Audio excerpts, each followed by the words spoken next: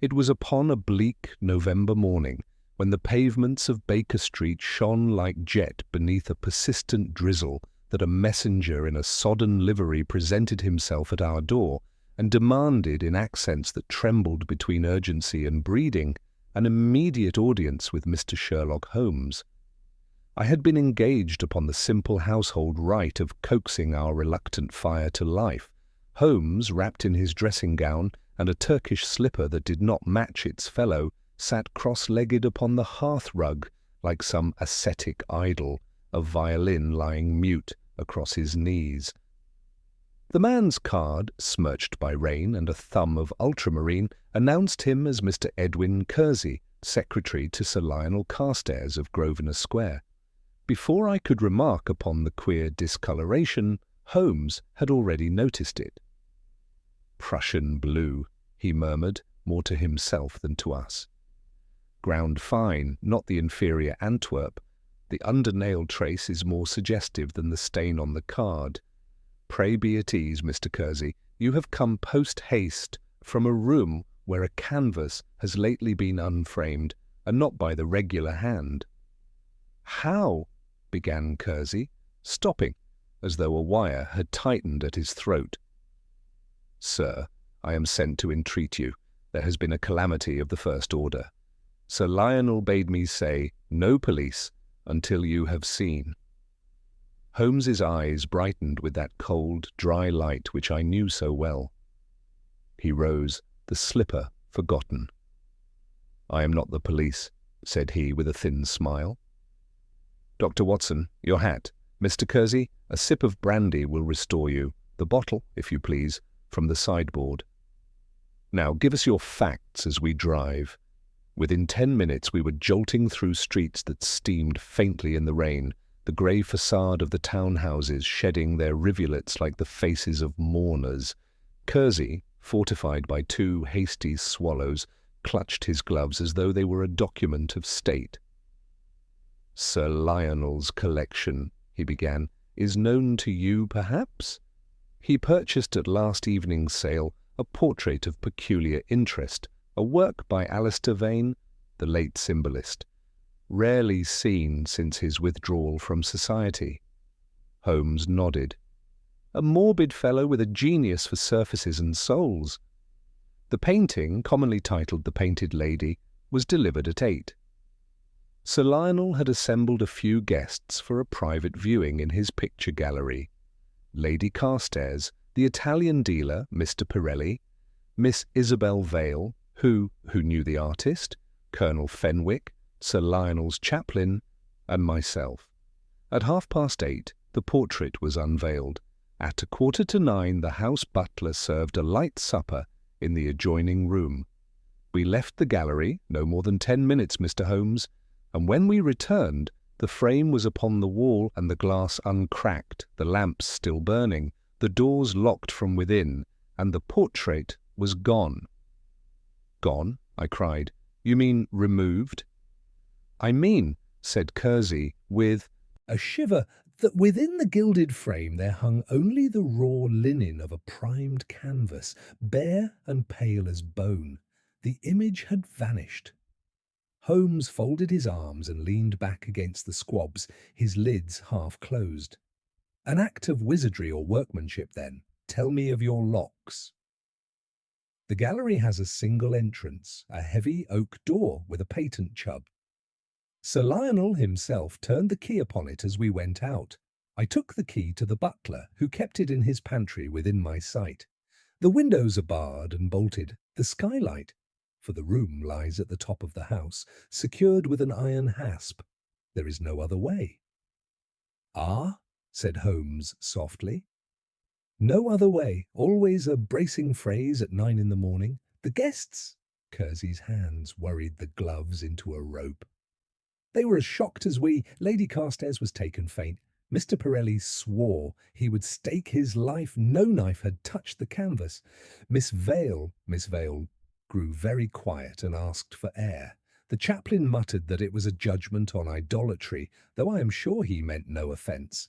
Colonel Fenwick examined the bolts with a soldier's eye, but found nothing. Sir Lionel sent me for you." Very good. Holmes's gaze slid to the man's cuff. You have the faintest trace of ash upon your sleeve. Cigar, not cigarette, and of a cheap Havana which I have met in only one West End club of my acquaintance. You do not smoke. Who does? Kersey blinked. Colonel Fenwick is fond of them. And the odour of turpentine that has clung to your hair since last evening? I thought it the room, stammered Kersey. The gallery smelt strongly of it when the crate was opened.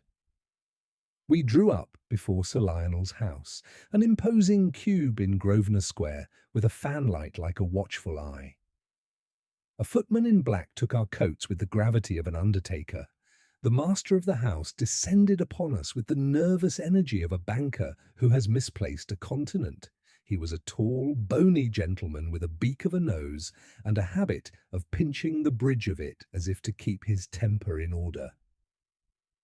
"Mr. Holmes," he said, without preamble, "I am undone unless you can restore that picture.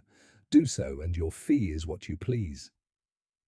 Holmes bowed, indifferent as a cat to cream. "We shall see what the facts permit, Sir Lionel. Pray conduct us to the scene, and if you value speed, let us be alone with it for a few minutes before explanations and recriminations attend us." We mounted a flight of stairs laid with a Turkey carpet, and another narrower stair that smelt faintly of dust and oil, until we came to a door of oak ribbed with iron. Sir Lionel produced a key ring whose size would have defied the wrist of a navvy, and with a rasp the lock gave way. The gallery within was long and high, lighted from above. On either hand the walls glowed with landscapes and ancients, portraits of powdered dignities, and the cold fire of Dutch glass. But our attention leapt at once to the east wall, and the great empty frame that hung there like a gilded gallows, displaying only the pallid cloth of a stripped canvas. The eye saw not absence, but effacement.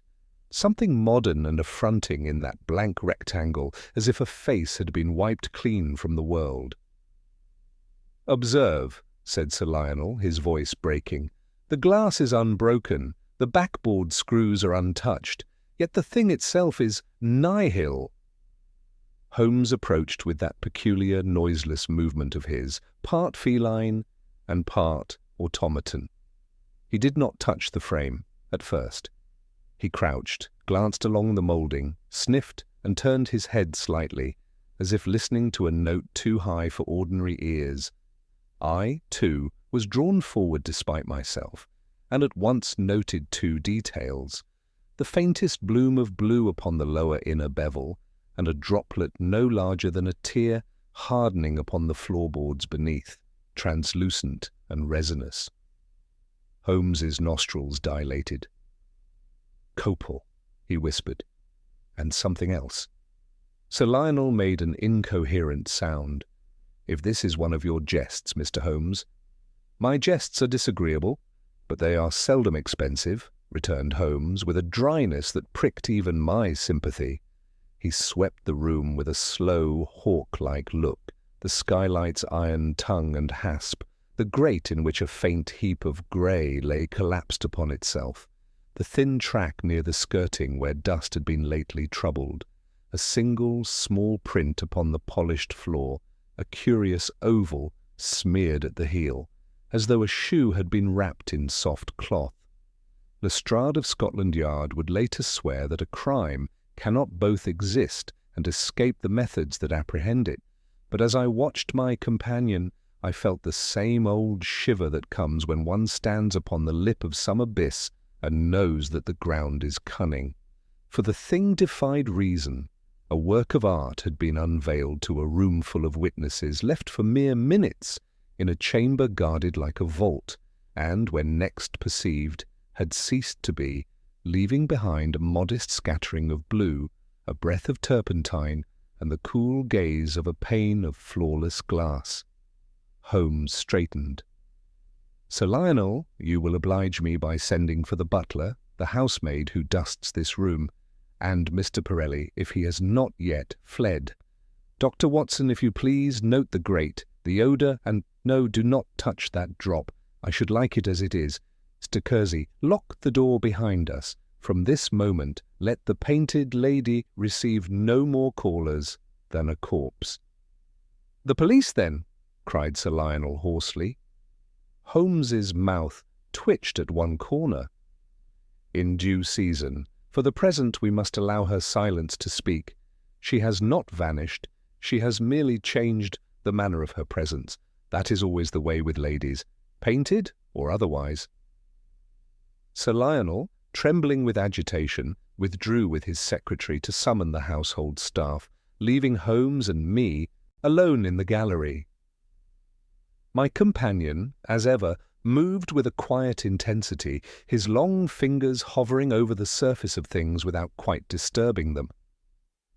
He bent to the hearth, where the ashes lay in a small, pale mound.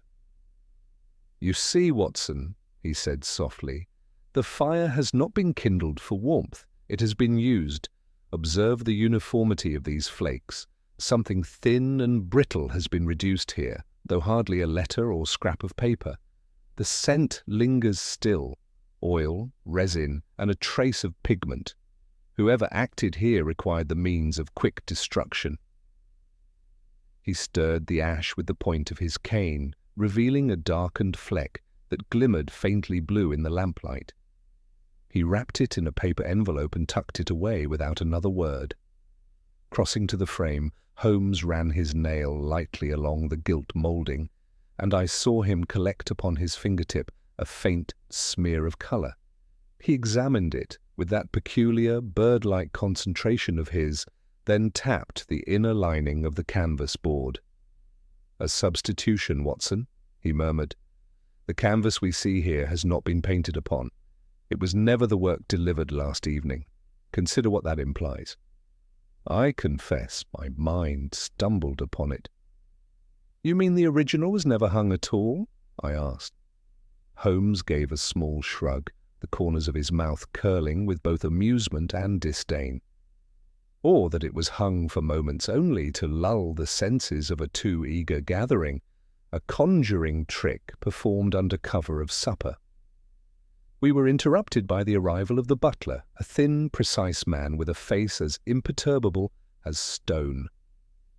Behind him came a young housemaid, pale and nervous, her hands twisting the corner of her apron, and shortly thereafter the Italian dealer, Mr. Pirelli, his olive face flushed with indignation. Sir Lionel remained in the corridor, pacing audibly. Holmes addressed the butler first. "You received the key from Mr. Kersey?" The man bowed. "Yes, sir. It was upon the pantry table from 8:30 until the alarm was raised. I did not stir from the room." "And you, my girl, when last did you dust in here?" The maid curtsied. "Yesterday morning, sir. The frame was empty then. Sir Lionel gave strict orders none should touch the room again until the picture came." Holmes's eyes glistened. "Empty, you say? How remarkable! And yet before a company of guests the portrait was displayed. Either your eyes deceived you yesterday, or theirs last night." At this, Pirelli burst forth with impassioned exclamations, his hands carving the air. "I swear upon my honour, upon the faith of Italy, that the portrait was there, the brushwork, the glaze, the eyes. Ah! It was the true vein. I have handled a dozen of his works. I would stake my reputation." Holmes regarded him coolly. "Reputation's a poor collateral, sir, when weighed against opportunity. You were in the gallery throughout?" "Until we were called to supper. I was the last to leave and the first to return." "And you perceived nothing amiss?" "Nothing, save that the Lady Carstairs grew pale. But that was from the portrait itself, not from any absence." Holmes steepled his fingers, considering. "Indeed. A painting that provokes faintness in one lady, reverence in a dealer, unease in a chaplain, and silence in a woman acquainted with the artist. A curious range of effects for a canvas of mere oils and varnish." Sir Lionel re-entered then, his agitation scarcely contained. "Mr. Holmes, what progress! This delay is intolerable." Holmes held up a hand. "Patience, sir. The facts are assembling. Pray, tell me of your guests more closely. Lady Carstairs impressionable? Prone to illness?" "Not at all. Stronger than I dare say." "Colonel Fenwick?" "A blunt soldier, fond of cigars." "The chaplain?" "A narrow man. He distrusts beauty." "And Miss Vale?" At this, Sir Lionel faltered. "Miss Vale. She was once close to Vane. Some whisper she was his muse. It is said the painted lady bore her likeness." Holmes's eyes gleamed.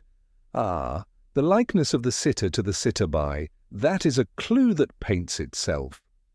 Without further preamble, Holmes drew a chair beneath the frame and climbed lightly to examine the upper joins. His hands moved swiftly, tapping and probing. Presently he descended, holding between thumb and forefinger a strand of silk so fine it caught the light only as a glimmer. "A thread, Watson, of unusual weave. No doubt from a cloth used to swathe the shoe we saw printed here. Every act leaves its trail if one but looks low enough." He pocketed it, then turned suddenly upon Pirelli. "You, sir, know the techniques of cleaning, of varnish, of overpainting. Tell me, what does one accomplish with turpentine and resin, armed with 10 minutes of solitude?" Pirelli flushed scarlet. I deny any part." Holmes smiled thinly. "We shall see what the residue in the grate affirms." The gallery seemed colder as he spoke, the silence of the missing picture pressing upon us like a weight. Holmes stood before the blank canvas, his profile sharp against the empty cloth, as if he communed with some invisible adversary. Then he turned briskly, his mood shifting with sudden energy. "Watson, the next step is plain. We must speak with Miss Vale, and alone. The painted lady may have vanished from the frame, but she has not vanished from human memory, and in her living likeness, perhaps, lies the key." Thus, with the household whispering behind us, we prepared to descend. Holmes moved swiftly, his coat flying about him, while I, notebook in hand, struggled to marshal the confusion of facts. Yet even through the tangle of pigment, fire, and vanished image, I sensed the chain tightening. Holmes had already glimpsed its pattern, though he would not yet share it. As we stepped into the corridor, I heard him murmur half to himself, "Not stolen, not destroyed, transformed. That is the artist's trick, and the criminal's. The question, Watson, is, into what?" Holmes descended the staircase with the lightness of a man to whom every step confirmed his suspicions, while I followed, still adrift, amidst the fragments of evidence. The butler directed us to a small withdrawing room overlooking the square, where Miss Isabel Vale awaited us. She stood near the window, her figure partially veiled by the heavy curtains, her gaze fixed on the street below, though her eyes seemed unseeing. She was of a delicate but striking countenance, with dark hair drawn severely back, and a pallor that lent her features a fragile intensity.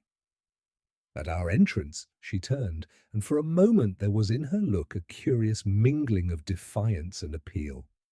Holmes inclined his head, with that grave courtesy he adopted when a woman was at the centre of a mystery. "Miss Vale, I am Sherlock Holmes, and this is my friend Dr. Watson.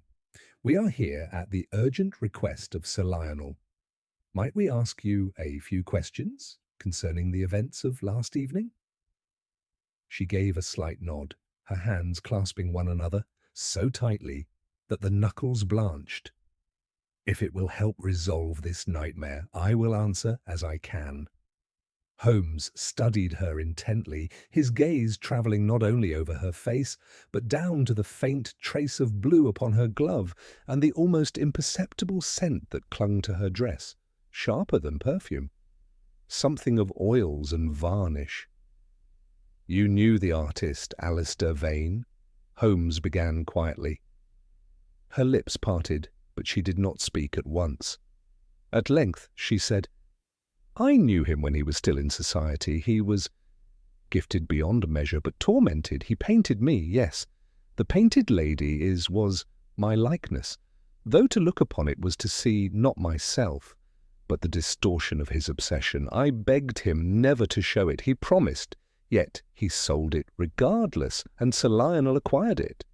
Her voice trembled, though she strove for composure. Holmes did not comfort her, nor did he allow sentiment to delay him. You reacted strongly at its unveiling.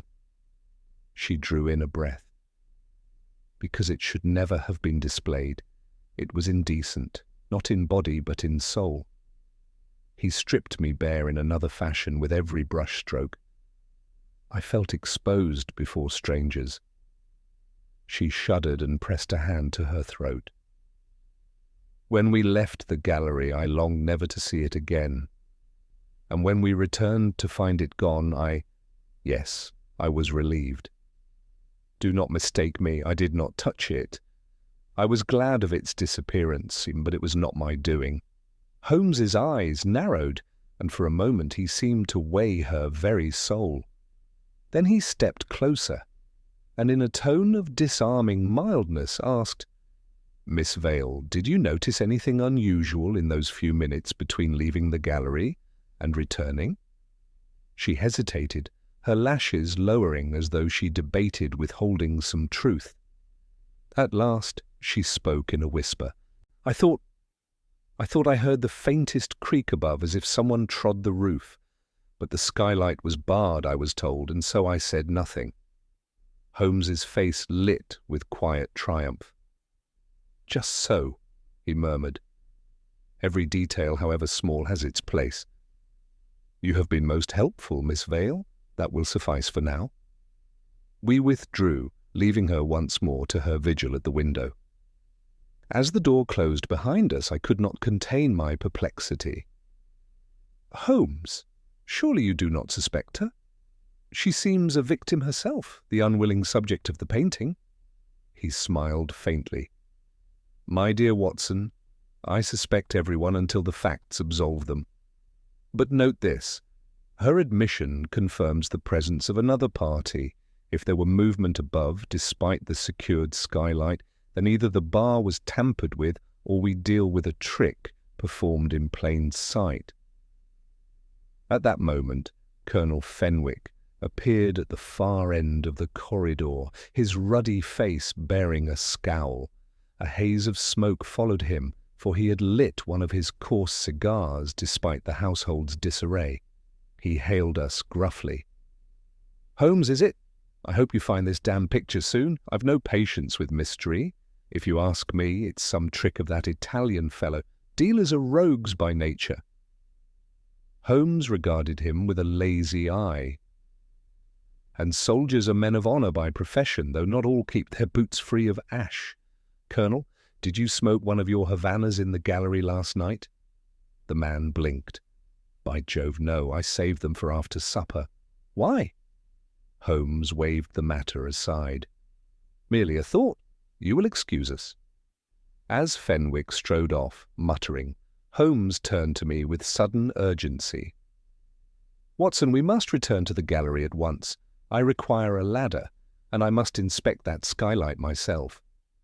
Without delay, we procured what he asked, and soon Holmes was balanced with ease upon the rungs, examining the hasp and bars. I steadied the base nervously, fearing for his safety. He called down softly. As I suspected, the iron tongue shows a fresh scrape, as though forced and replaced, yet no ordinary thief could have gained such access in the brief interval, unless the means were prepared beforehand. He descended, his eyes alight. Preparation, Watson? That is the essence. This crime was conceived long before the supper bell rang. We were joined then by Sir Lionel once more, his agitation mounting. Mr. Holmes, must we endure more delay? The yard clamours at my door. I insist the police be summoned. Holmes fixed him with that penetrating stare which silenced many a man. Call them, if you wish. But if you value the return of your portrait, grant me a few hours' freedom of action. Another crime may yet forestall us if we are not swift. Sir Lionel faltered, then grudgingly assented. Holmes seized his hat and cloak. "Come, Watson. There is a shop I must visit at once, one where pigments and varnishes are sold to men who deal not only in art, but in forgery. Let us see whose accounts show sudden purchases of copal and turpentine in these past days. There lies the path that leads to the hand behind the vanishing lady." With that, we plunged once more into the misty streets, the rain beginning again to fall. Beside him, I felt the pull of the case tighten, each step drawing us nearer to some revelation. Holmes's stride was purposeful, his lips pressed into a thin line, as though already he smelled the faint, intoxicating trace of truth at the end of the trail. The hansom cab rattled us through the rain-slicked streets, wheels hissing on the stones, until Holmes called sharply for the driver to halt before a narrow shop whose windows displayed a jumble of canvases, pigments, and brushes. The name upon the brass plate was Blunt and Company, dealers in artists' materials. Holmes sprang down, his keen eyes scanning the dim interior before he pushed open the door. A bell tinkled, and the odour of oil and resin struck us at once. Behind the counter, a stout man in a smock looked up, blinking through spectacles. Holmes advanced with the ease of a man stepping into his own drawing-room. "Mr. Blunt, I believe? You have lately supplied to someone of Grosvenor Square a quantity of copal varnish and spirits of turpentine. It was paid in cash. I should like the particulars." The man gaped, then began to bluster. "Sir, I cannot betray my customers." Holmes cut him short with a glance so sharp that the fellow quailed. Come, the law requires no betrayal of confidence when felony is concerned. Tell me at once." Blunt hesitated, then shuffled through a ledger. "Yes, sir. 2 days past, a gentleman purchased copal, spirits, and a fine sable brush, paid promptly, left no name. But I remember him. Foreign in manner, olive complexion. He handled the goods as one well acquainted with the craft." Holmes's lips curved in a thin smile. "An Italian dealer, perhaps? Did he mention a canvas?" "Indeed. He asked for a small stretcher frame, though he did not take it. Said he had what he required." Holmes closed the ledger himself, nodding as though a piece had slipped into place. "I thank you, Mr. Blunt. That will suffice." We were soon once more in the cab, splashing through the mire. I could restrain myself no longer. "Holmes, surely this points to Pirelli. He purchased the very materials we found traces of in the gallery. Who else could it be?" Holmes drew from his pocket the tiny envelope containing the fleck of ash, which he now regarded with intense interest.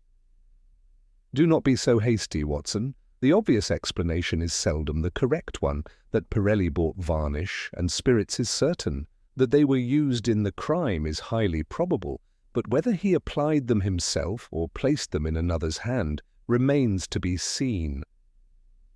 Recall Miss Vale's agitation, recall the Colonel's cheap Havanas, recall the scrape upon the skylight. Each fact is a tile, together they form a mosaic not yet complete." As he spoke, the cab lurched to a halt. Holmes thrust aside the shutter. "Driver, back to Grosvenor Square. We must press while the ground is warm." By the time we reached Sir Lionel's house, dusk had begun to fall and lamps glowed dimly in the mist. Within, the household was in confusion. The butler whispered with the housemaid. Sir Lionel stalked the hall like a caged hawk, and Pirelli stood by the mantel, gesturing indignantly as the Colonel glowered. Miss Vale remained absent, and it was she whom Holmes sought at once.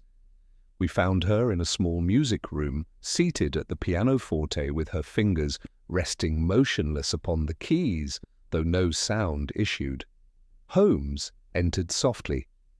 "Miss Vale, You told us earlier you felt exposed before that painting. Might it be that you had cause to dread more than embarrassment? That the portrait held some secret known only to you and Vane? She stiffened, her hands tightening on the ivory. What are you implying?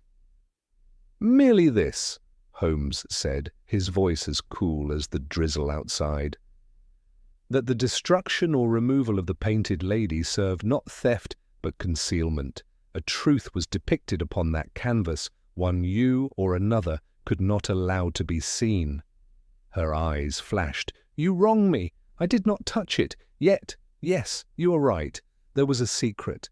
Alistair Vane, in his madness, painted into the background a cipher, a set of symbols only he and I understood. It was a folly of his, a private language, but should others have deciphered it, it would have revealed things, personal matters, best left buried. I feared its display for that reason above all. Her voice faltered. If it is truly gone, then my dread is over. Holmes bent low, his keen gaze unwavering. Your dread, perhaps.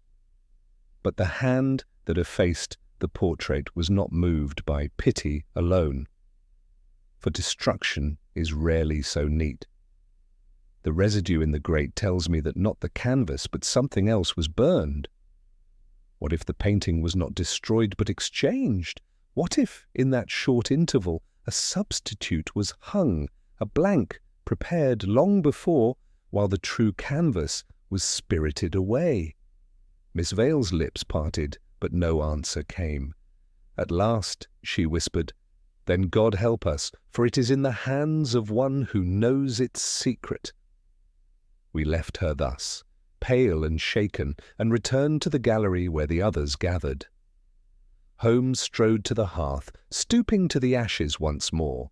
From them he drew a fragment no larger than a fingernail, which he held up to the lamplight. Observe, Watson, the weave of fine silk, tinted faintly with blue. This is no canvas scrap, but cloth, burned to give the impression of destruction. The true picture was not reduced here. He turned swiftly upon Pirelli, who flinched. "Sir, you purchased the necessary materials, what say you?" Pirelli stammered, hands uplifted. "I bought them for cleaning a small Madonna in my keeping, nothing more. Yes, I brought them with me last night, thinking to show Sir Lionel my methods. But I swear upon my life I never touched the painted lady." Before Holmes could press him further, Sir Lionel burst forth. "This is insufferable. First my picture vanishes, then my guests are accused. Mr. Holmes, either solve this matter, or I call in the yard." Holmes's eyes gleamed with sudden fire. "Summon whom you please, Sir Lionel, but permit me first to arrange a small experiment this evening. I shall require the presence of all who viewed the painting, gathered once more in the gallery at 10 o'clock. The truth shall emerge when the stage is set." He turned to me as we withdrew. "Watson, tonight we set a snare. The painted lady may have vanished from her frame, but she will return in another guise, and when she does, her betrayer will reveal himself." At the appointed hour, the household gathered once more within the gallery, where the empty frame loomed like a hollow sentinel above us. Lamps had been lit, their glow subdued by the mist pressing at the skylight, and the air was heavy with the mingled scents of oil, ash, and anticipation. Sir Lionel paced with nervous energy. Colonel Fenwick puffed furiously upon his cigar. Despite repeated protest, Pirelli shifted restlessly with hands that would not remain still, and Miss Vale stood apart, her pale face set like marble. Even the chaplain had been drawn from his study, his lips moving silently as if in prayer. Holmes, however, seemed utterly unconcerned, lounging in a chair with half-lidded eyes, his fingertips together in that attitude I knew so well. At last he rose, and his voice cut through the tension with quiet authority. "Ladies and gentlemen, I have asked you here not for idle spectacle, but because the painted lady, though gone from her frame, is not absent from this room. She has been among us from the first moment of her disappearance, only in a form few have considered. Tonight we shall compel her betrayer to betray himself." There was a murmur at this, Sir Lionel's exclamation rising above the rest. "Preposterous! The frame is empty, the canvas blank. What conjuring do you propose?" Holmes ignored him, stepping instead to the fireplace where the faint grey of the morning's ashes still lingered. He cast a handful of powder upon them, and a sharp odour filled the air. The flakes glowed faintly before subsiding, releasing a ghostly shimmer. "Nothing of substance here," Holmes said. "As I remarked earlier, only a token sacrifice was made to mislead the eye." He turned suddenly upon Pirelli. "Sir, you brought varnish and solvent into this house. Did you also bring a cloth, stretched and primed, that could pass for a blank canvas in dim light?" The dealer protested wildly, gesticulating with passion. "I did not, I swear by my honour." Holmes cut him off with a wave. "Honour is a fragile thing, but your protest is noted. Colonel Fenwick, your cigar ash was found in this room, yet you insist you never smoked here. How then came it upon the sleeve of Mr. Kersey's livery?" Fenwick flushed, growling. "Perhaps he brushed against me in the hall. What of it? I am no thief." Holmes's eyes flicked to Miss Vale, who stood rigid, her hands clasped tightly before her. "Miss Vale, you confessed knowledge of the cipher hidden within the painting. Its presence gave you motive to wish it gone. Yet your candour in admitting this lessens my suspicion. The guilty rarely volunteer their reasons."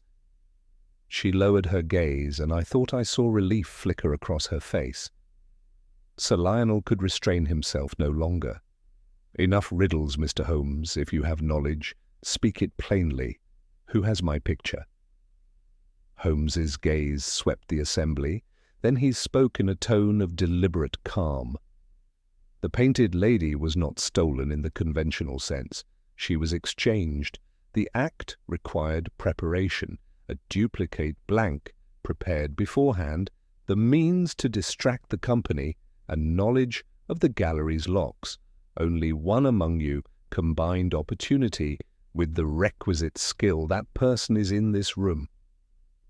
The silence was absolute, broken only by the faint crackle of the lamps. Holmes continued. "Observe, Watson, the peculiar shoe print by the skirting, wrapped in cloth to muffle its trace. No woman's shoe, but a man's, and not the colonel's heavy boot. Rather a lighter step, precise as one accustomed to moving silently." He turned sharply to the chaplain, whose thin face blanched. "You, sir, spoke of idolatry, and yet it was you who lingered near the gallery longer than the others. You had the knowledge to manipulate a lock and the audacity to disguise your movements as devotion. You took the painting, replaced it with the blank, and sought to burn a cloth to deceive us into thinking the picture destroyed." The chaplain's lips trembled, his protest caught in his throat. At last he stammered, "Blasphemy! I did it for righteousness' sake. That profane image was a corruption. It ensnared the soul. I could not suffer it to remain." His eyes flashed with a wild fervour. "I took it to consign it to destruction, to free us all." Sir Lionel cried out, aghast, while Pirelli shouted indignantly, but Holmes raised his hand for silence. "And where is it now?" The chaplain faltered. "I concealed it in my chamber, meaning to burn it when all slept, but your scrutiny was too swift." At Holmes's command, the butler and Colonel Fenwick were dispatched, and within minutes they returned, bearing a canvas swathed in cloth. With deliberate care, Holmes stripped away the covering, and there, unmistakable, was the painted lady, her haunting eyes gazing from the canvas as though mocking all who looked upon her. Sir Lionel gave a cry that was half relief, half anguish. "My treasure restored! Holmes, you are a magician!" But Holmes's expression was grave. No magic, Sir Lionel, only the application of logic to fact.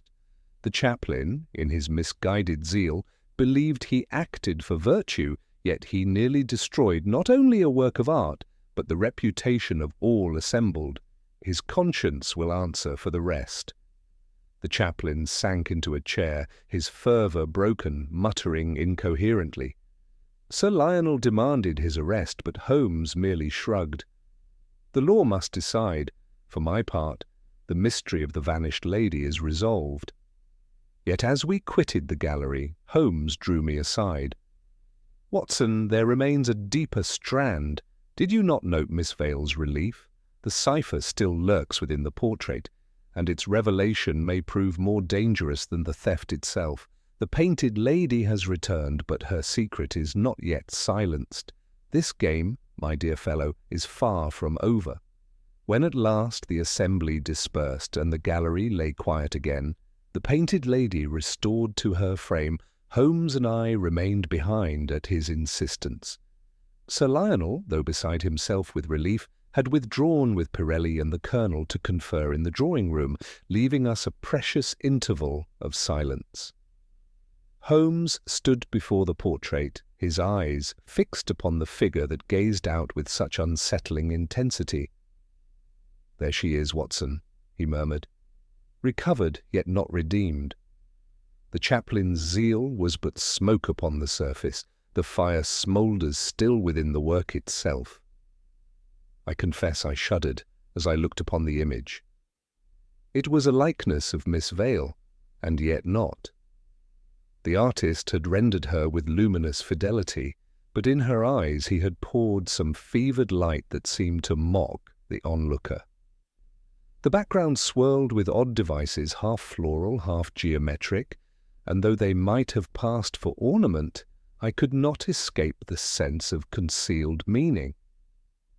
"You spoke of a cipher," I said. "Do you truly believe these shapes conceal one?" Holmes drew closer, the lamplight glinting upon his sharp features. "I do not believe, Watson, I observe. Note here. See how the curling motif repeats at measured intervals with tiny alterations? That is not chance. It is the alphabet of a man obsessed, a private script, and Miss Vale confirmed as much. She fears what revelation it might bring." He produced his lens and bent near, tracing with his finger along a series of interlocking spirals. "Yes, here is repetition again. If I had but a few hours to work upon it, the message would yield. But for now, its very existence tells us that the crime of tonight was not the whole. The chaplain was a pawn, his zeal inflamed and then directed. The true player remains concealed." Before I could speak further, the door creaked and Miss Vale herself slipped into the gallery. She started when she saw us still there, then steadied herself, her hands clasped. "Mr. Holmes, I had not thought you remained. I came to see whether the painting was truly restored." Her eyes travelled to the canvas, and her lips pressed into a thin line.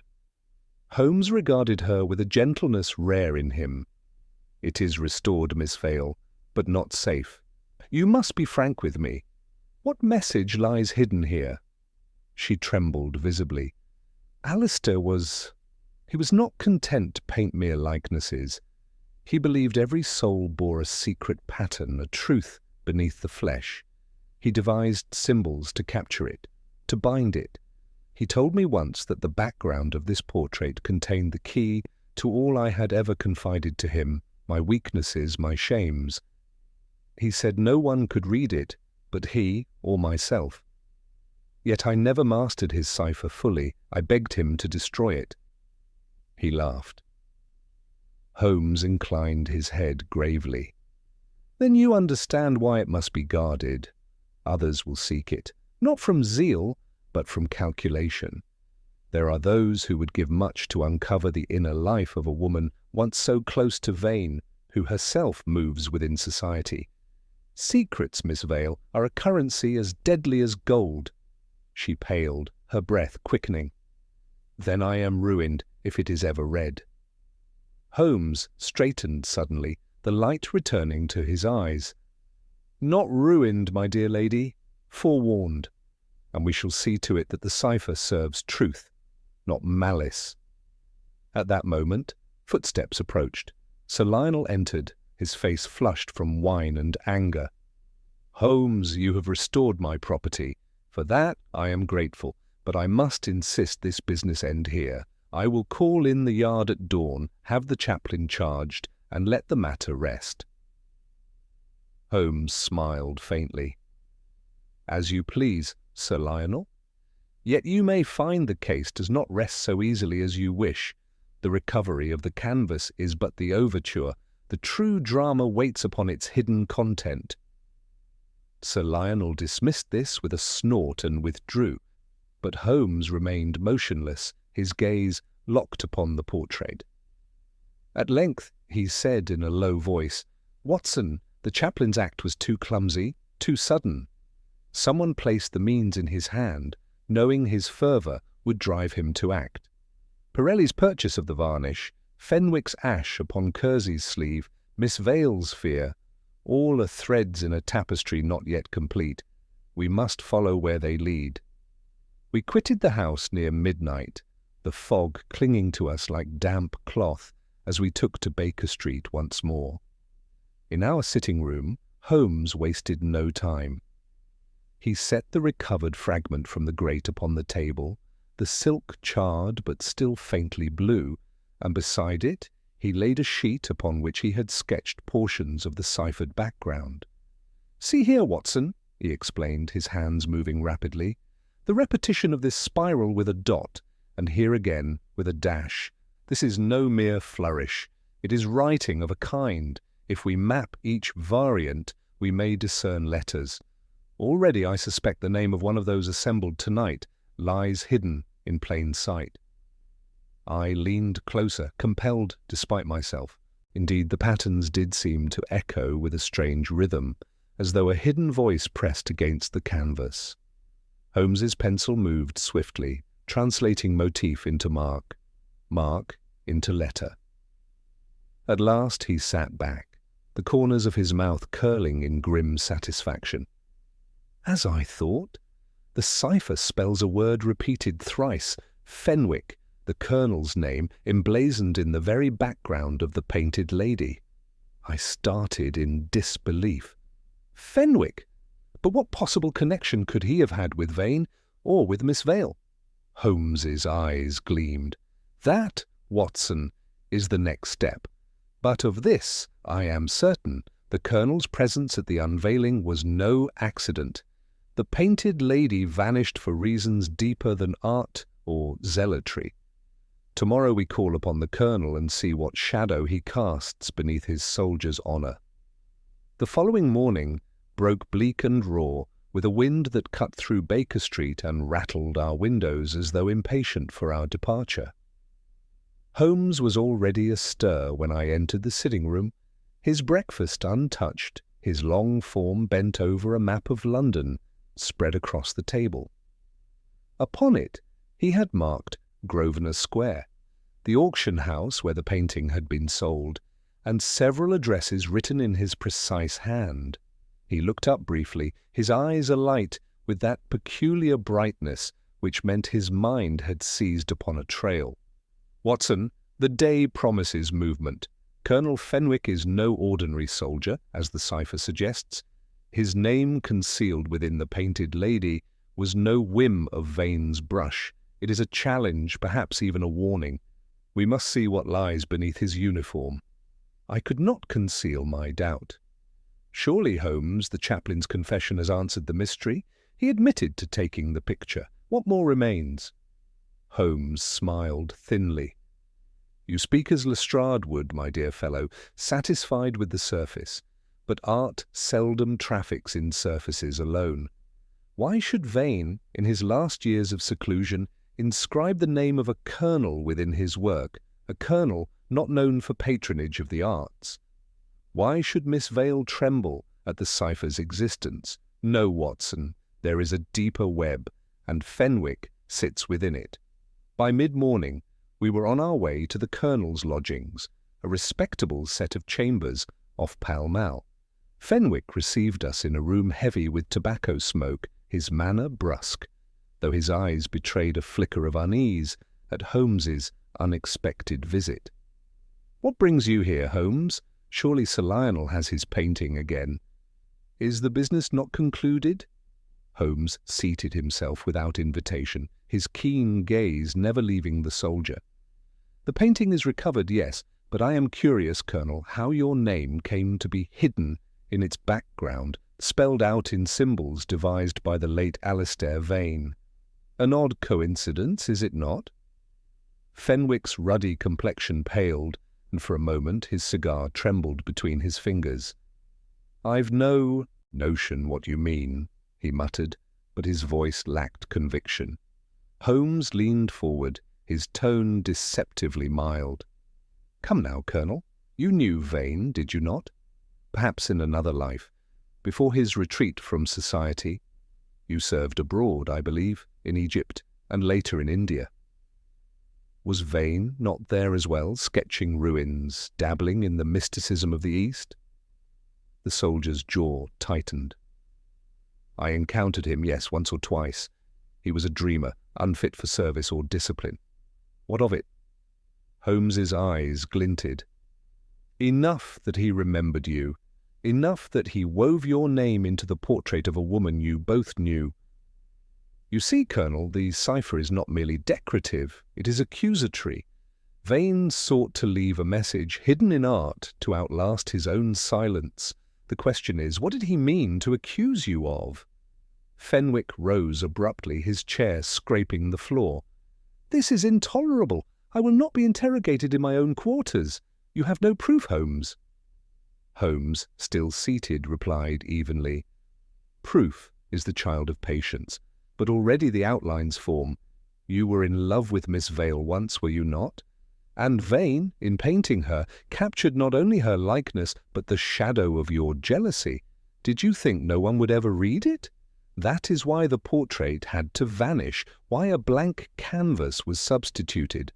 The chaplain was but a tool, inflamed to act, but the hand that guided him was another's.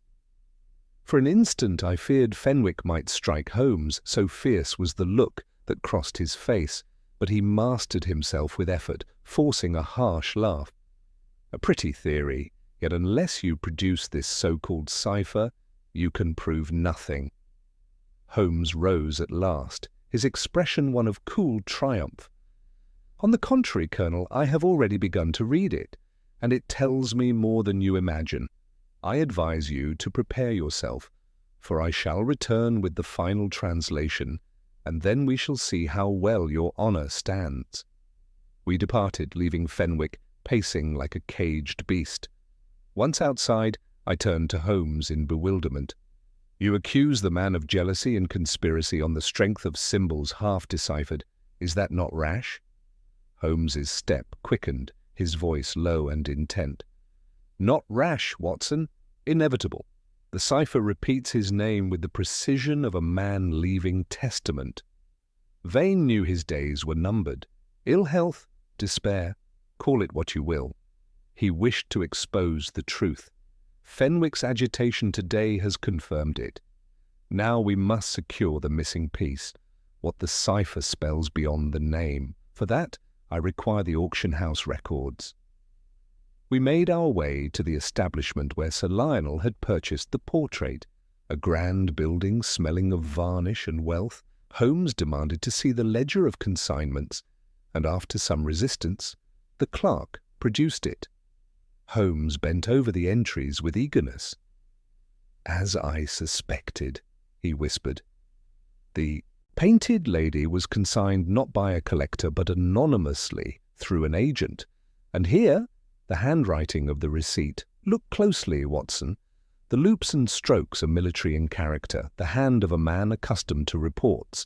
Compare it with the Colonel's signature upon his visiting card." He laid the two side by side, and even my untrained eye could see the resemblance. Holmes straightened, his expression grave. It was Fenwick himself who released the portrait into the world, confident its cipher would pass unnoticed.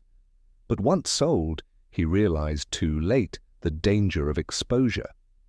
He contrived with the chaplain, fanning his zeal, to have the work removed. But he underestimated two things: the durability of truth and my own persistence. As we left the auction house, the fog thickened, wrapping London in a pall of secrecy. Holmes drew his coat tight and spoke in that low tone that always preceded revelation. "Watson, tomorrow night we shall confront the Colonel before them all. The painted lady will reveal not only her sitter, but her accuser's crime.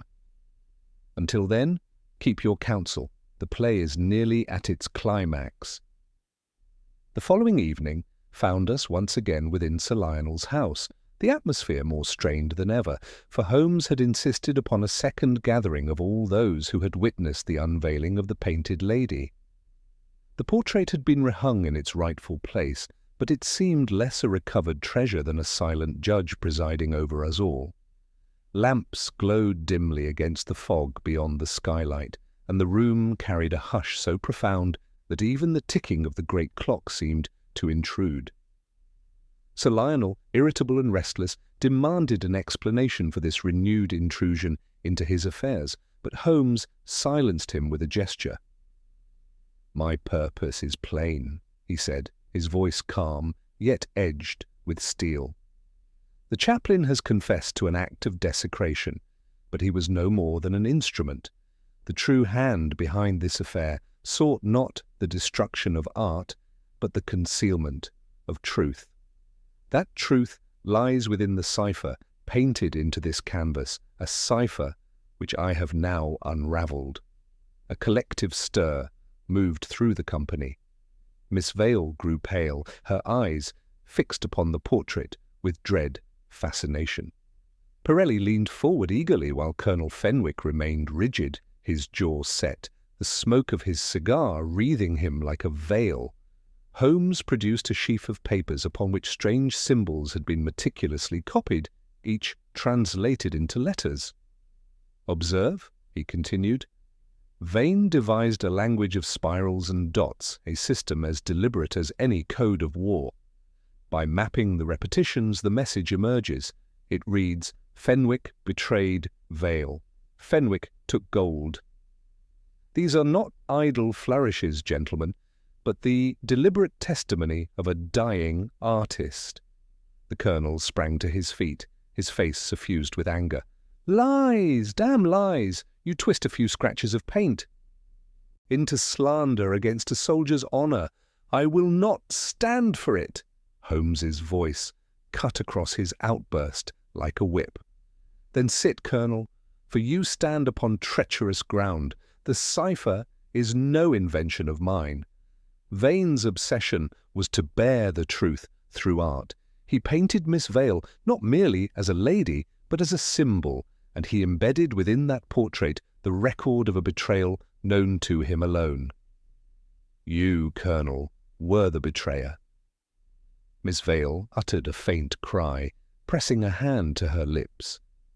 Sir Lionel staggered back, aghast, while Pirelli muttered rapidly in Italian. Holmes pressed on, inexorable. "Years ago, when you served abroad, you trafficked in secrets. You accepted bribes, gold, for intelligence that endangered not only your comrades, but the woman you professed to admire. Vane discovered this and concealed it in his work, knowing it would endure. You thought the cipher a jest, unnoticed. Yet when Sir Lionel purchased the portrait, panic seized you. You plotted its removal, whispering in the chaplain's ear, until his zeal became your weapon. But you miscalculated the timing. The substitution succeeded, yet suspicion fell where you did not intend, and still the truth lay dormant in the canvas. Fenwick's fists clenched, his eyes darting from face to face as if seeking refuge. This is monstrous. No man can condemn me upon painted tricks. Holmes's gaze was unflinching. "Then let us test the matter. Miss Vale, does the cipher correspond to the symbols you once studied with Vane?" Her lips trembled, but she nodded slowly. "Yes, those are his signs, and the translation. It is possible. I cannot deny it." The Colonel swore under his breath, but Holmes raised his hand again. "Furthermore, the records of the auction house reveal that it was you who consigned the painting under cloak of anonymity. The handwriting of the receipt matches your own. You released it, thinking to control its fate, but once Sir Lionel acquired it, your stratagem collapsed. Every fact binds you tighter, Colonel." For a long moment, silence pressed upon us. Then Fenwick let out a harsh, broken laugh. "So be it. Yes, I knew Vane. Yes, I once sought Miss Vale's regard. And yes, I took what was offered abroad, as many did, but I would not be ruined by a madman's daubs. I sought only to preserve my name." His voice rose, defiant, though it carried a hollow ring. "If that makes me guilty, then I stand guilty before you all." Sir Lionel's voice shook with fury. "You have disgraced my house and endangered my property. I shall see you answer to the law." Pirelli gesticulated wildly, proclaiming that such scandal would devalue the entire collection. Miss Vale, white as marble, sank into a chair, her eyes closed as if to shut out the scene. Holmes alone remained calm. "The law will indeed take its course, Sir Lionel. But remember, it is not the duty of art to conceal, but to reveal. Vane's last testament has spoken, and in speaking, it has undone the schemes of those who would silence it. The painted lady has not merely been found, she has been heard." The Colonel, broken, sank heavily into his seat. The fight drained from him. The chaplain, standing apart, muttered a prayer for the souls of all present. Slowly the company dissolved into uneasy silence, each grappling with the revelation. Holmes turned to me, his expression unreadable, and murmured, "The truth, Watson, is seldom kind, yet it is always inexorable. Tonight we have witnessed how even paint and canvas can carry a verdict no court may deny." As we prepared to depart, Holmes paused once more before the portrait, studying the strange symbols that wound like a secret script about the figure's head. "Vane was a tormented genius," he said softly. "He feared his voice would be lost. Instead, he has spoken beyond the grave, and it was our task to listen." With that, he drew his cloak about him, and together we stepped out into the fog-bound streets of London, where the gaslights flickered like weary sentinels, and the city swallowed our footsteps. We rode home in silence, the cab rattling through the mist, as though carrying with it the residue of all that had been exposed. I could see that Holmes, though triumphant in outward bearing, was not wholly satisfied. His long fingers tapped upon the edge of the seat, and from time to time he muttered a fragment of thought under his breath. At length he turned to me, his gaze sharp even in the gloom. "You perceive, Watson, that though the cipher named Fenwick, and though his guilt was revealed, the case remains imperfect. There is an element missing, something I have not yet touched." I could not restrain my astonishment. "But surely, Holmes, you have achieved what none other could. You recovered the painting, unmasked the culprit, and laid bare a secret hidden for years. What more remains?" He shook his head, the faintest curl at the corner of his lips. "The surface, my dear fellow, only the surface. Why did Vane, an artist of erratic genius, embed so deliberate a message? Why risk exposing a man of power unless he himself was bound in the same web? No, Watson, the cipher is testimony, yes, but testimony to a chain longer than Fenwick alone. I must know to whom the gold was passed, and for what cause. Only then will the painted lady's silence be fully broken." The following morning brought clarity in the form of evidence. Holmes had sent a telegram during the night. And now a messenger delivered the reply. Holmes read it with keen interest, his eyes flashing. As I suspected. Fenwick, during his posting in Egypt, reported to a certain intelligence officer named Harrowby. Harrowby was later censured for irregularities in the handling of funds, though the matter was hushed. The gold mentioned in the cipher, Watson, it was no petty bribe. It was payment for information concerning the movement of antiquities smuggled out of Cairo, under the cover of military transport, I started. Then Holmes nodded gravely. Vane travelled there at the same time, sketching ruins, consorting with those who dealt in relics. He must have stumbled upon Fenwick's dealings, perhaps even confronted him, and Fenwick, threatened with exposure, carried that fear for years until the portrait surfaced. Thus the urgency of its disappearance. What seemed a personal matter of jealousy is in truth a fragment of a larger corruption. Even as he spoke, a sharp rap came at the door. Lestrade entered, his expression a mixture of irritation and admiration. Holmes, you've made the headlines again. Fenwick has resigned his commission under disgrace, and the Yard is awash with the affair. But mark my words, we'll need more than your painted puzzles if charges are to stick. Holmes regarded him with amusement. The law, Lestrade, concerns itself with proof. I concern myself with truth. The two meet, but seldom embrace. Nevertheless, you may find what you need. If you search the Colonel's lodgings for correspondence with Harrowby, you will discover receipts of gold, perhaps even names. Lestrade grumbled but departed, and Holmes, his spirits lifted by the chase, turned once more to the portrait itself, which had been temporarily entrusted to him at Sir Lionel's reluctant consent. We set it upon an easel in our sitting-room, and by the light of the afternoon sun, Holmes resumed his study of the cipher. He worked for hours, tracing patterns, sketching translations, murmuring calculations that to me seemed the babble of another tongue. At last he leaned back, exhaustion in every line of him but triumph in his eyes. Watson, the remaining sequence is clear. It names not only Fenwick, but a place, the word Cairo repeated thrice, entwined with the Colonel's name. It is a map of guilt. Vane meant that the trail of betrayal lay there. I leaned close, marvelling at the intricacy of the artist's design. Then the matter is conclusive. But Holmes raised a warning hand. Conclusive, yes, yet dangerous, for if this cipher points abroad, then others will seek it, collectors, smugglers, perhaps governments themselves. The painted lady has become not merely a portrait, but a document of accusation. That is why, Watson, Sir Lionel must never be permitted to flaunt it again. To hang it in his gallery would be to invite ruin.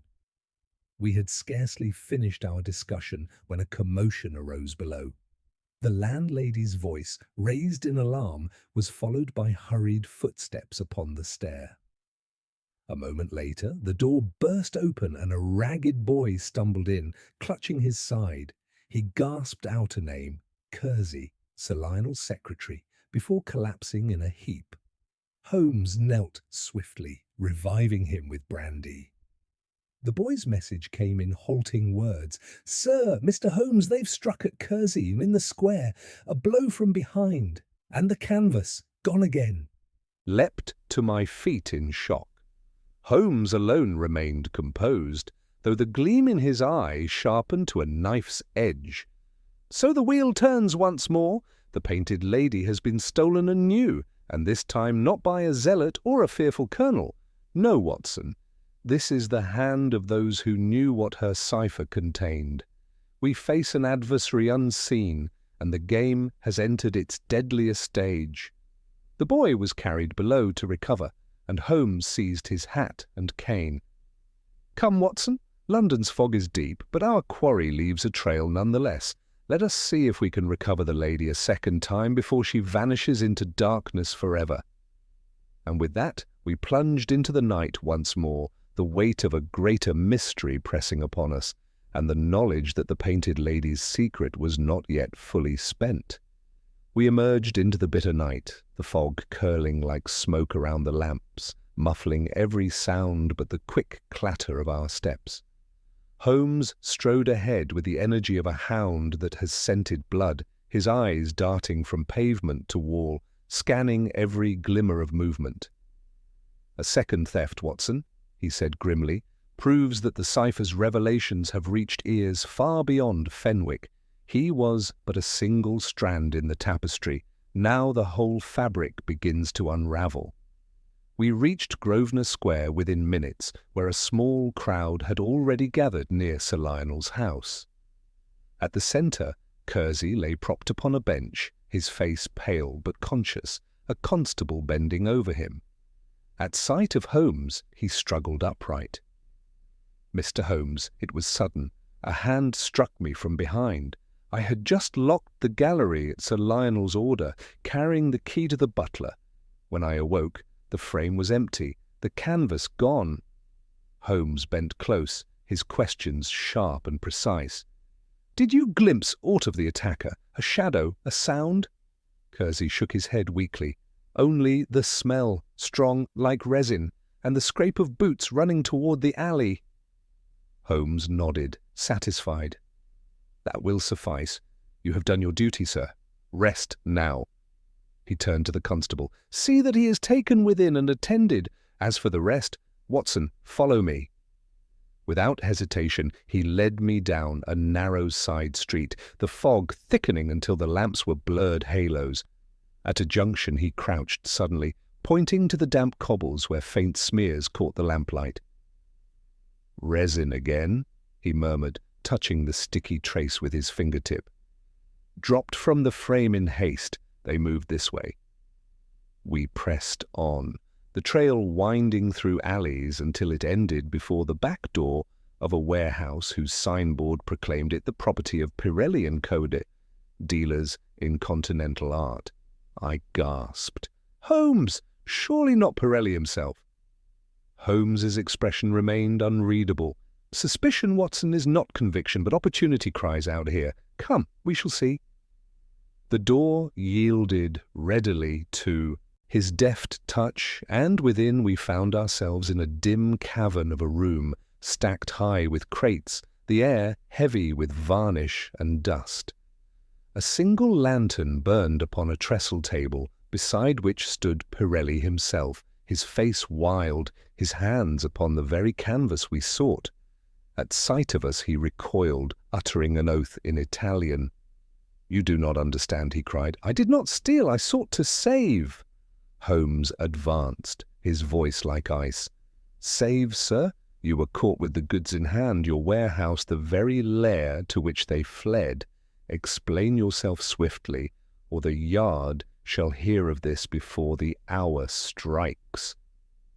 Pirelli wrung his hands, his agitation genuine. "Listen, I knew the cipher, yes. Vane spoke of it to me long ago in Florence when he trusted me more than others. I feared what would come if men of power discovered it. I suspected Fenwick. I suspected others. When I saw the painting recovered, I knew danger was not ended. Tonight I learned from a whisper among dealers that an attempt would be made. I followed, too late to stop them. I found the canvas abandoned at my door, a curse left for me. I meant to hide it until I could beg your counsel." Holmes regarded him keenly, his eyes narrowing. At last he said, "Your words ring with desperation, not deceit. Yet it is convenient that thieves should drop their prize at your threshold. Too convenient.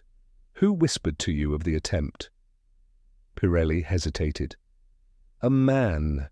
English, but with the accent of the Levant. He has traded in relics smuggled from Cairo. He warned me the cipher pointed to treasure, to secrets men would kill for. He said they meant to take it tonight." Holmes's gaze sharpened. "The Levant, Watson? The very soil of Fenwick's corruption. The circle widens. We have passed from a crime of jealousy to a crime of empire. The painted lady conceals not merely betrayal, but the path to plundered antiquities, and there are men who will not rest until they seize her." He laid a hand upon the canvas with sudden decisiveness. "This painting can no longer remain in private hands. To leave it here is to invite bloodshed. It must be secured where neither collector nor conspirator can reach it." I stared. "But where, Holmes?" He gave that thin smile I knew so well. "In the only vault the city affords that may withstand intrigue, the British Museum. There the cipher may be studied, its testimony preserved, and its temptations denied." He turned to Pirelli, his tone stern. "Sir, if you are innocent, you will aid us. If you are guilty, you will betray yourself before dawn.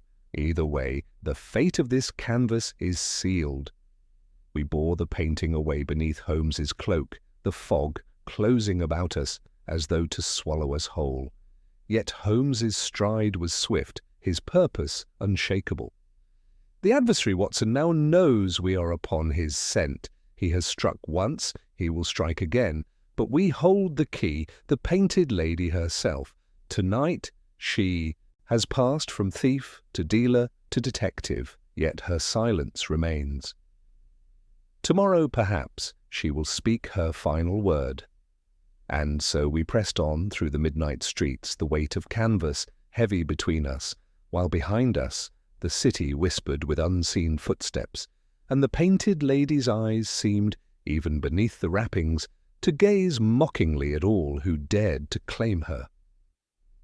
The following morning dawned crisp and pale, the fog lifting to reveal London's spires with a clarity that seemed almost symbolic.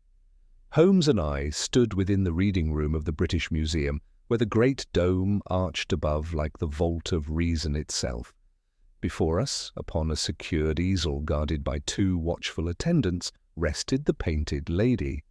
The curators, summoned in haste by Holmes, had consented to his request that the canvas be studied under their protection. The cipher, at last, would be examined without fear of theft. Holmes moved with the quiet authority of a man at the end of a hunt. He pointed to the patterns woven through the background, his fingers tracing the motifs with calm precision. "Gentlemen, you see ornament. I see testimony. Alistair Vane, in his final fevered genius, recorded here not merely a likeness, but a confession hidden in art. We have read the cipher to find Fenwick's name, his betrayal, and the gold. But there is more, Watson, more than even I suspected." He adjusted the lens, beckoning me closer. "Observe these 3 spirals, each with a cross at the center. Last night I could not resolve them, but here, in this light, they spell not only Cairo, but the initials of one Harrowby, the officer who oversaw the smuggling of antiquities. Fenwick was his accomplice. Vane, witnessing their treachery, sought to preserve proof. He inscribed it here, knowing canvas would endure when papers perished." The curators murmured in astonishment, and even I felt a thrill at the cunning of the revelation. Holmes's voice grew harder. "Thus the matter is plain. Fenwick betrayed his duty, Harrowby directed him, and gold from plundered relics changed hands beneath the shadow of empire. The painted lady was never meant for admiration. It was a sealed indictment, hidden until fate brought it to light." At that moment, Sir Lionel, who had insisted upon accompanying us, burst forth in agitation. "But the painting is mine, purchased at fair auction, restored by your hand. I will not surrender it to dusty halls." Holmes regarded him with cool disdain. "You may call it property, Sir Lionel, yet in truth it is evidence, and evidence that men have already sought to silence with blood. To parade it upon your wall is to invite ruin upon yourself and upon Miss Vale, whose likeness it bears. Better it remain here, guarded, its testimony preserved for history." Miss Vale, who had come in quiet dignity, now spoke for the first time. Her voice trembled, yet it carried conviction. "Sir Lionel, I beg you, let it remain. This portrait, has haunted me since Vane painted it, exposing me to eyes that see too much. If it can serve justice, let it be here, beyond the grasp of those who would twist it. Her appeals silenced even Sir Lionel's protests, and with a weary sigh, he relented. So be it. Keep your cursed cipher. I want no more of it. The colonel, brought under guard, stood apart, his once proud bearing broken. He said nothing as Holmes delivered the final stroke. Colonel Fenwick, your guilt is written not merely upon paper but upon canvas. You conspired with Harrowby, you profited by betrayal, and when discovery loomed, you sought to erase the evidence. You failed. Justice may move slowly, but it moves inexorably. The Yard will see to the rest. With that, the matter was concluded. The painted lady was consigned to the care of the museum, where her gaze would haunt no more private galleries, her cipher studied by scholars rather than sought by criminals. Miss Vale departed quietly, freed at last from the shadow of Vane's obsession. Sir Lionel retreated to nurse his wounded pride, and Colonel Fenwick, disgraced, passed into the custody of the law. That evening, as we sat once more before the fire of Baker Street, I could not help but marvel. Holmes, it is extraordinary. A portrait that became a confession, a cipher that toppled a soldier, and a mystery that led us through jealousy, zeal, and empire. I wonder if any other man could have followed the trail to its end. Holmes smiled faintly, the violin lying idle at his side. Perhaps, Watson, but few would have listened. Remember this. Truth does not always shout. Sometimes it whispers, hidden in brushstroke and shadow, waiting for an eye willing to see. That is the detective's task, not to dazzle, but to notice. He leaned back, eyes half closed, as the firelight flickered upon his sharp profile. And so the painted lady passes into silence once more. But mark me, Watson, there will always be another riddle, another canvas upon which the world has scrawled its secrets. We must be ready, for the game never ends. Thus ended the case of the painted lady, a mystery as strange as any that ever came beneath Holmes's scrutiny, and one that left me in renewed awe of that singular mind.